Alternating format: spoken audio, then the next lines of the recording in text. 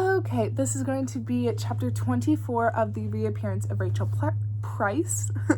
Please make sure that you are liking and subscribing down below before we get started. And if you want to leave me a comment as well, that is also down there. I love hearing all about how you guys are viewing the book down there.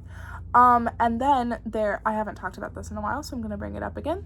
There is a Venmo in the description box that you can donate to. Every penny will go to buying new books for the channel so that I can keep doing this for free for as long as possible. And if you want to leave a comment or a description once you donate which book you would want to read next on the channel, I will put that one to the front of the line after we finish these two, the beach read and the Reappearance of Rachel Price. Anyway, without further ado, 24. Can you tell me that again? Seriously, am I just talking to myself here? Belle pulled her eyes up, a reverse blink at Ash, swishing along the sidewalk in his flared tartan pants and a backward cap. You are the shittiest sidekick. Ash shook his head, hiding a crooked smile from her. It's not for me, it's for the camera. Ramsey said if we're going to hang out like this, talk about Rachel, investigate her, is it okay if I keep recording it? He raised his handheld camera, popping his lips twice. If that's not too exploitive. He tripped awkwardly over the word and over his own tongue. The entire documentary is exploitive, Belle shrugged, taking them down a side road. But you can't exploit me if I'm exploiting you back. Okay, he said, blinking unsure. Just trying to do a good job for Ramsey. He's relying on me, since I'm the one you trust. I don't trust you, Belle sneered. I reckon you do a little bit. No. A sliver? No. A smidge? Nope. Well, you're the one that came to find me today, he said, a flush in his cheeks, a curl of hair poking out over the strap of his baseball cap. Only because I want this recorded. Could be evidence. Belle matched his smile. Sweeter, deadlier. I don't trust you, and I don't like you, and I definitely don't need you. Ash flinched right on target. But I could use your help, and you and Ramsey want to make a great film, right? Right. Good, glad we settled that. She sniffed. You can press record. Ash's lips stretched. Excuse me, okay. Ash's lips stretched into a half smile. Seriously, still smiling after that? What was wrong with him? He pointed the camera at her and flipped out the viewfinder, a beep as he pressed record. What do you want me to say then? Belle asked, picking up her pace. Catch us up on what's happened, what you're feeling, what your goals are now, Ash said, a poor imitation of Ramsey. We are looking into Rachel's disappearance. She's not telling the truth about what happened to her, and I think she planned them both, her disappearance and her reappearance. At the family dinner last night, which went super well, not awkward at all, my Aunt Sherry let slip that Rachel might have been in some kind of relationship before she went missing. The trees shivered above her on the house-lined street, whispering unknown things, giving up their secrets to the wind. No one ever knew about this, Belle continued, close to breathless, walking and talking. I went to see Sherry this morning, and she told me she was talking about Julian Tripp, a teacher at my school, and also the man who found me in that car 16 years ago. He and Rachel were colleagues, friends, but it might have been more. Sherry saw him and Rachel looking cozy, getting into Mr. Tripp's car a couple of days before Rachel disappeared. So we are on our way to his house to ask him about it. Ash nodded, like she could keep going. And my goal, Belle said, my goal is to find the fucking truth and get that liar out of my house. Enough? Ash swallowed, looking up from the Belle on the camera screen to the one in real life, finding her eyes and latching on. That was definitely enough. Yeah. Belle raised her hands in victory, tapping the invisible trophy to each of her shoulders. But Mr. Tripp didn't disappear too, obviously, Ash said, so it's not like they ran away together or something. Gee, thanks, Sherlock. Belle's trophy vanished and she clapped her hands.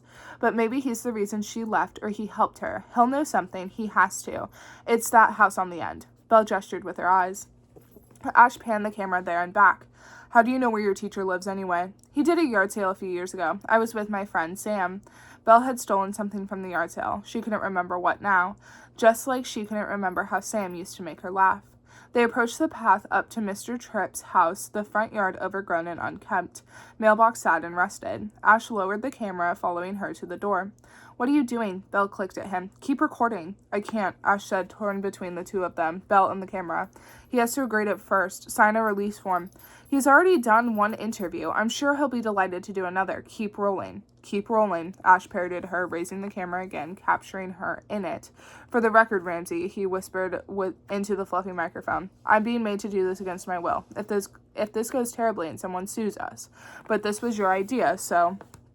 Belle flashed her eyes at him, then knotted her fingers into a fist, knocked it against the door. 6 knocks, hard and urgent. Ash grabbed her hand before she made it 7. Stop, he hissed. Why can't you do anything nicely? A muffled cough behind the door, the scrape of a chain. It pulled open, just a crack. Mr. Tripp's gray face, eyes downcast, the sun reflecting against his glasses. I don't have it yet, he began, cutting off when he glanced up and saw the two of them standing there. Oh, his face cracked into a cautious smile, opening the door the whole way, shoulders reconnecting to his neck. He wore a grubby yellow t-shirt and gray sweats, hiding his hands in the pockets. What are you doing here, Belle? He said, the hard rock of his Adam's apple flitting up and down. Is there a problem? Is Rachel okay? Just peachy. Belle flashed her teeth as her eyes strayed from Mr. Tripp to the hallway behind him. A dark stain on the carpet under his bare feet. A tower of cardboard boxes almost as tall as him, stuffed with empty cans of beer, ghostly finger dents in the metal. He saw Belle looking, gripped the door again, blocking their view. We were wondering if we could do another interview with you for the documentary, he said. Now that Rachel has returned, we're re-interviewing everyone. Isn't that right, Ash? Right, Ash coughed, the fabric of his elbow brushing hers. I'm not sure I have time right now, Mr. Tripp said. The stale tang of alcohol hung in the air around him. The dark circles under his eyes made more sense now, the gray tinge to his skin. Belle never cared to notice the signs before. Sure you do. It's a couple of minutes, Belle said. Mr. Tripp swiped a finger against the lenses of his glasses. I was just stepping out.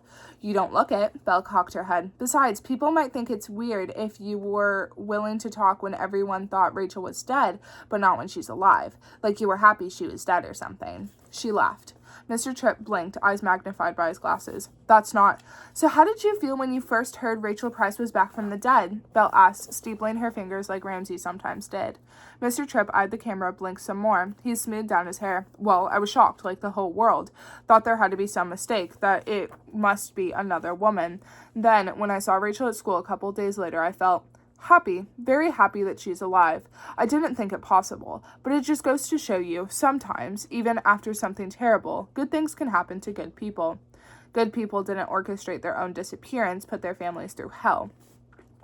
How close were you with Rachel before she went missing? Belle said, aware of Asu's presence just behind her. Did you spend time together outside of work?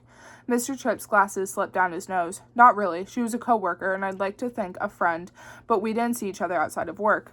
Really? Not even right outside work? What do you mean? Did you ever give Rachel rides home from work? Spend time in the car together?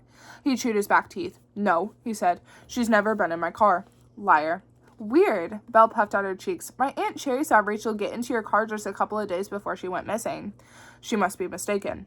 Or you must be lying, Belle said, a toothless smile. Suspicious, isn't it?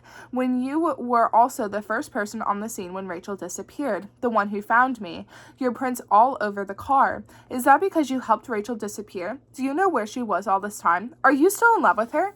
Ash tensed. There was a shift in Mr. Tripp's face, jaw jutting forward, brows furrowing, eclipsing his eyes. Belle waited, ready for the fight. Didn't he know he'd spent her whole life fighting?